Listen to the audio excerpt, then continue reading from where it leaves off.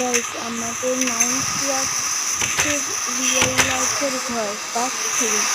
দেখো আমাদের ঘর মাইনক্রাফটে।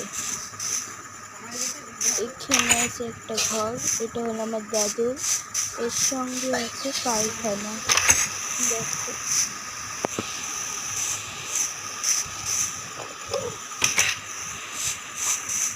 দরজাটা দিয়ে দিলাম।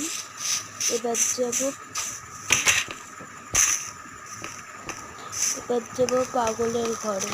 পাগলের ঘরটার দরজা দিয়ে দিলাম। এবার আমাদের বাড়িতে যাব না, আগে বুবুর বাড়িতে দেখাবো, বুবুরটাই দেখে দিই।